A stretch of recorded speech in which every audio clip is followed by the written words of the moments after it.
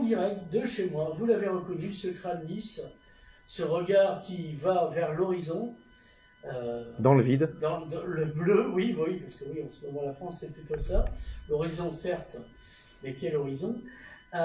Donc Jérôme Coretti, exploitant des clubs ciné associé à Magic Fred Perrault. Qu'on salue. Qu'on salue au passage.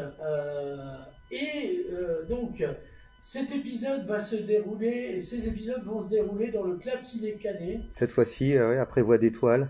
Voilà, Poker d'As pour Nicolas Coudeville à Locat. L'idée, c'est deux événements. Donc demain, Napoléon. Voilà, donc sortie nationale de Napoléon avec Joaquin Phoenix. Film très attendu. Film qui va pouvoir être vu alors à Leucate dans la grande salle en DTSX, c'est-à-dire en son immersif, et dans l'équivalent du DTSX beaucoup plus connu en son Atmos à Canet-en-Roussillon, avec aussi les fameuses méridiennes où on peut voir le film allongé dans les deux cinémas. Et on a voulu accompagner ça d'une exposition, parce que Napoléon, c'est comme Jeanne d'Arc, ou les Trois Mousquetaires, mais dès le début du 7e art, il y a eu des films sur Napoléon. Alors, on connaît bien sûr Abel Gance, il y a eu d'autres grands personnages, et il y a eu Guerre épée, etc. Et la boutique d'affiches Bonne Impression, qui a une collection de 17 000 affiches anciennes, qui est basée à Canet, nous a proposé, avec la camarade Jenny Clara Galté, archiviste donc de cette boutique, de faire une expo d'affiches anciennes. Quand on l'a sollicité, en lui disant, tu sais, il y a Napoléon qui sort, tu peux pas nous proposer quelque chose? Elle a dit, mais j'ai tout ce qu'il faut dans mes papiers. Alors elle a quand même pas mal bossé. Et il y a une belle bibliographie d'ailleurs, en passant. Et demain, on va proposer, avec Bonne Impression, au Club Ciné de Canet, du 22 novembre au 7 décembre, une exposition d'affiches anciennes de films sur Napoléon ou autour de Napoléon, parce que quelquefois il est question de l'empereur, entre autres, mais quelquefois il est question de l'empereur sans jamais qu'on le voit. Et alors ça va des films les plus connus, les plus sérieux sur Napoléon, avec des reconstitutions sur Austerlitz, etc., jusqu'aux films les plus improbables, avec des personnages, des agents, je sais pas trop, interprétés notamment par Aldo Macione, qui veulent sauver l'empereur et Joséphine, victimes de complot. Donc on aura tout vu, y compris dans les affiches. Et demain soir, donc, il y aura le vernissage de cette exposition au Club Ciné de Canet-en-Roussillon, puis la présentation. Non, alors il faut pas Qu'est-ce qu'il y a? des coups dans la table, en fait. Non, je suis pas à Austerlitz. On voit que ça bouge, si tu veux. D'accord. Voilà, ça va aller mieux là? Oui, voilà. Pardon. Et il y aura donc une présentation de cette exposition d'affiches demain soir, puis la projection du film Napoléon au Club Ciné Canet. Le lendemain, le 23, 2 salles, 2 ambiances. Alors, c'est parti de Locat, l'idée. Tout à fait, avec le film Mars Express, qui est un film d'animation français pour adolescents et adultes, dans la lignée de Ghost in the Shell, et qui, au niveau du scénario, rappelle un peu des éléments de Total Recall, des éléments de Blade Runner.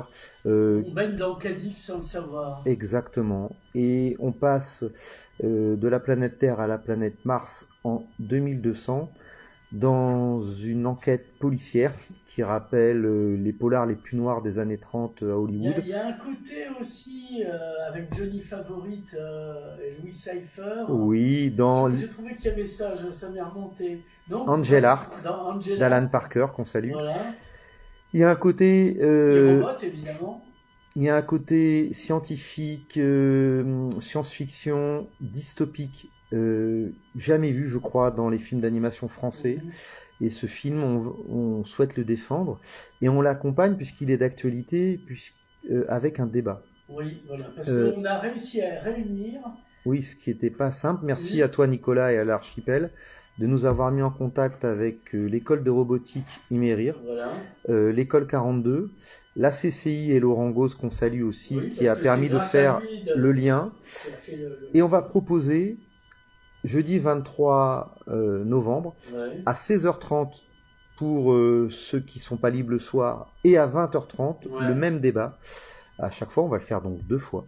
Et ce débat traitera de l'intelligence artificielle, de la robotique et du transhumanisme. Quel avenir en formation, puisqu'il y a les directeurs pédagogiques de ces écoles qui forment les futurs cadres et ingénieurs de ces domaines, qui réfléchissent beaucoup à l'éthique liée à leur discipline et qui vont discuter à partir du film de ces thématiques. Et je serai là pour faire le monsieur loyal et donner la parole notamment aux spectateurs, mais aussi aux journalistes qui seront présents. Et nul doute que l'archipel contre-attaque sera bien là.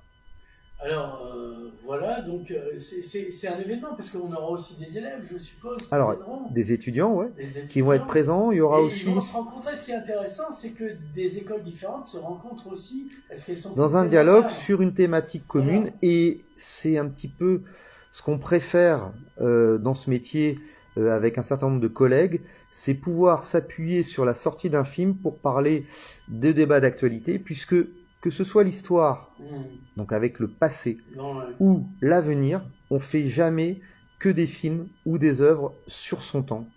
Que ce soit donc un Napoléon avec des thématiques qui vont surtout être reprises par les personnes qui l'évoquent et le contexte dans lequel ces personnes vivent, ou, on le sait bien, les auteurs de science-fiction, avec la dystopie, etc., prennent toujours des thématiques présentes qu'ils voient évoluer dans le futur. Donc on ne parle jamais que du présent. Et là, l'IA, le transhumanisme et la robotique, c'est certainement pas le futur, mais c'est notre présent. Qu'est-ce qui fait nous, notre humanité? Voilà. Et quelle est la limite? La conscience aussi. Ouais. À partir de quand un robot est une personne individuelle, une personne artificielle, en tout cas pas biologique? Parce que ce film parle aussi des biotechnologies, mais dans un second temps. Donc tous les aspects du futur, qu'ils soient bons ou meilleurs, sont évoqués dans Mars Express. Mars Express est à millefeuille. Voilà. Et on vous attend donc avec 1000 images au Club Ciné de Canet pour ce débat qui aura lieu 2 fois, jeudi 23 novembre. Voilà, 16h30, 21h30. 20h30, 16h30 ou 20h30. Et demain, donc Napoléon à 20h30 avec le vernissage. En fait, pas qu'aux étudiants. Ah non, c'est ouvert à tout le monde avec un tarif très doux, 5,90, puisque le but c'est que les gens viennent et débattent et s'expriment sur ces thématiques qui nous concernent tous. Jérôme Corretti, merci. Merci Nicolas.